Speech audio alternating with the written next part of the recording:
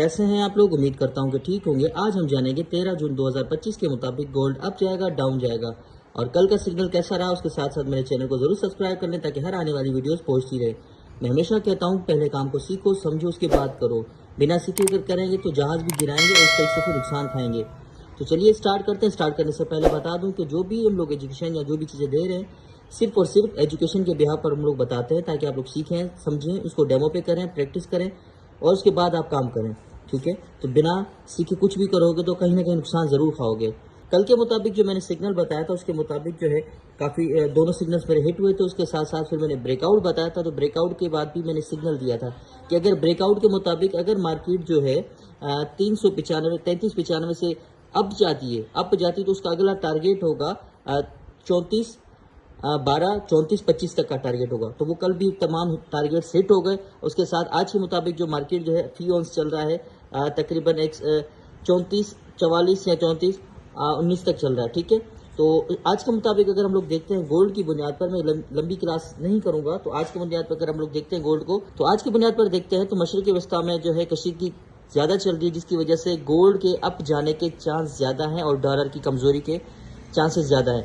Technical analyse के मुताबिक अगर हम लोग देखते हैं तो टेक्निकल एनालाइज के मुताबिक हमारे पास जो सपोर्ट्स बनती है आज की बुनियाद पर, तो वो आज की बुनियाद पर जो सपोर्ट बनती है वो हमारे पास है 3410 या 3400। ठीक है, और इसके साथ जो सपोर्ट्स जोन है उसके बाद अगर आप रेजिस्टेंस को देखेंगे तो रेजिस्टेंस जोन जो आपका बन रहा है 3450 3435 तक का। ठीक है, तो इसका मतलब है कि आपको जो है मार्केट के दोनों तरीके का बता दें। मैं ट्रेड आगे बताता हूँ, आगे चल के टारगेट्स भी बताता हूँ, लेकिन ट्रेड मैंने बताया। इसके साथ मैं आपको इसके साथ मैं आगे भी चल के टारगेट आपको बताऊंगा कि आपको कब बाय करना है, कहां तक सेल करना है, स्टॉप लॉस भी बताऊंगा।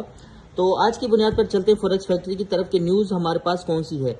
तो आज की बुनियाद पर काफ़ी सारी न्यूज़ तो येलो इम्पैक्ट में है, कम इम्पैक्ट में है। उसके साथ जो डॉलर की इम्पैक्ट 7 बजे जो न्यूज़ आई जिसके मुताबिक मार्केट के अंदर अप जाने और डाउन जाने के चांसेस यानी कि इम्पैक्ट ज़्यादा पड़ेगा, जिसका असर की वजह से मार्केट अप एंड डाउन जाएगी। और याद रहे कि जंग का माहौल अलग चल रहा है, ठीक है, मशरक़ी वस्ता के अंदर। इसके साथ साथ जो है न्यूज़ के मुताबिक आज जुम्मा है और जुम्मे की बुनियाद पर जो है मार्केट एक तरफ भी भागती है और आज न्यूज़ भी है रेड इम्पैक्ट के साथ।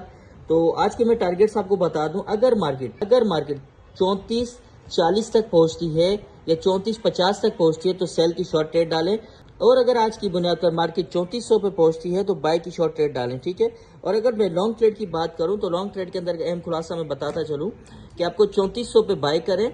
ठीक है, 3400 या 3410 पे बाय करें।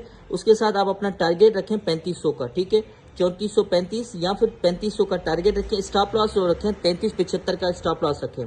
ठीक है, अगर आप जो है सेल की एंट्री लगाते हैं तो सेल की एंट्री के अंदर आप जो है, और अगर आप सेल की एंट्री लगाएंगे तो सेल की एंट्री आपकी 3440 3450, ठीक है, उस पर आप सेल लगा सकते हैं, जिसका स्टॉप लॉस जो है आप 3455 या 3460 तक रखें।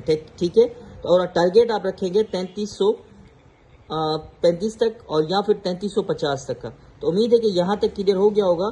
और बाय के हिसाब से जो है मार्केट अप जाने के चांसेस ज़्यादा हैं और मार्केट अगर डाउन आए तो फिर बाय की तरफ जाएगी तो बेहतर होगा। ठीक है, तो उम्मीद है कि लॉन्ग ट्रेड की भी आपको क्लियर हो गया होगा। शॉर्ट ट्रेड का भी मैंने बता दिया। दुआ में याद रखिए। अल्लाह निगहबान।